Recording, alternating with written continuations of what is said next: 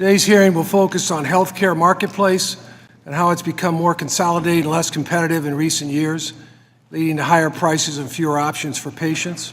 There are many facets that contribute to this problem, and we need to work together and find a bipartisan solutions.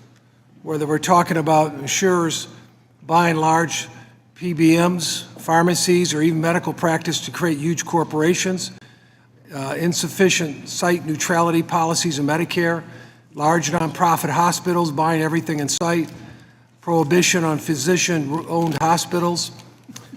We hear time and time again from our constituents that our healthcare system is failing patients since current federal incentives make the system less competitive and more expensive. I represent one of the oldest districts in the country with about 250,000 seniors living there. Some of the best competition in healthcare marketplace is found in Medicare Advantage and Medicare Part D, with Part D celebrating, frankly, its 20th anniversary this year. Initially, Republican ideas, these programs have found their ways to keep out-of-pocket costs down for seniors and have robust marketplaces where enrollees can shop for plans that work best for them.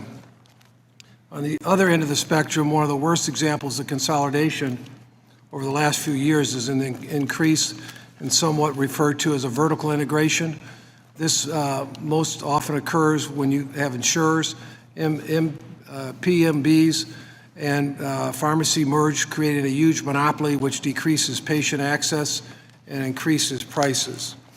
While the FTC allows these mergers to occur, they're in different areas of healthcare. They no less create problems. They result in fewer options for patients and reduced competition. We can all agree that prescription drugs cost too much, but while generics account for 90% of the prescriptions filled each year, the three PBMs control about 80% of the market share. Competition isn't working how it should.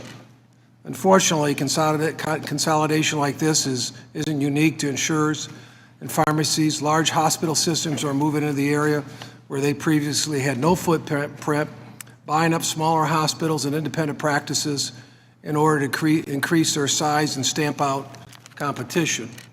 The hospital care accounts for nearly 1/3 of all the healthcare spending, over $1.3 trillion in 2021. This spending will only continue to increase if we don't find ways to create more site neutral and increase competition in areas where one healthcare system buys up or drives out all the others. Actions like these are a disservice to our constituents, and it's time we shine a light on them.